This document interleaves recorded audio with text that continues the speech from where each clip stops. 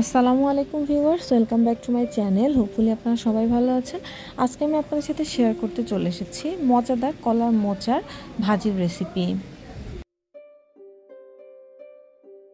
এখানে আমি একটি মাঝারি সাইজের কলার মোচা নিয়ে খুব ভালোভাবে পরিষ্কার করে মোচার ফুলের অংশগুলো মিহি কুচি করে কেটে নিব।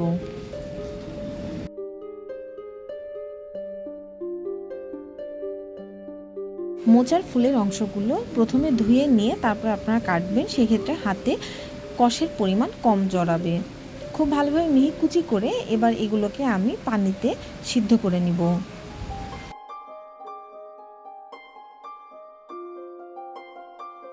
এর ভিতরে যদি অতিরিক্ত পরিমাণ কষ থাকে সেই কষটি সিদ্ধ করে নিলে বের হয়ে যাবে এবং এটি রান্না করতেও কিন্তু কম সময় লাগবে।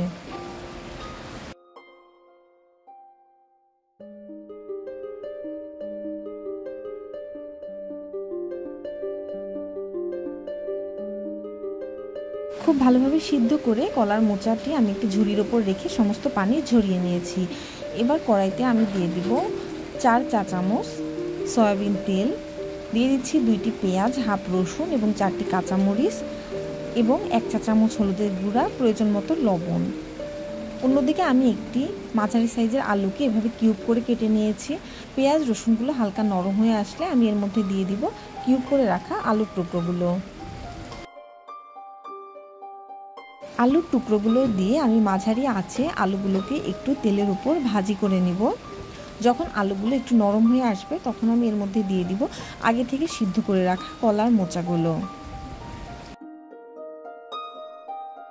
পুরো রান্নাটি আপনারা মাঝারি আঁচে করবেন, সেক্ষেত্রে আলুগুলো খুব ভালোভাবে সিদ্ধ হবে এবং কলার মোচার ভাজিটিও খেতে দারুণ হবে।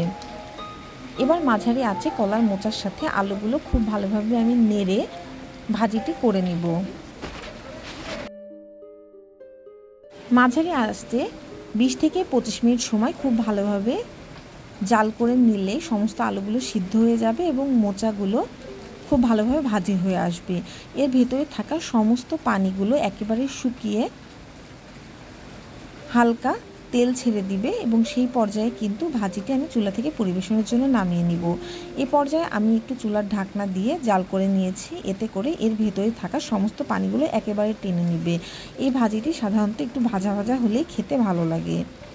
আপনাদের যাদের শরীরে আয়রনের ঘাটতি থাকে তাহলে আপনারা কিন্তু এই কলার মোচা ভাজিটি খেয়ে আপনাদের শরীরের আয়রনের ঘাটতি পূরণ করতে পারেন। এছাড়াও কলার মোচা ভাজিটি কিন্তু খেতেও অত্যন্ত সুস্বাদু। Thanks for watching my video.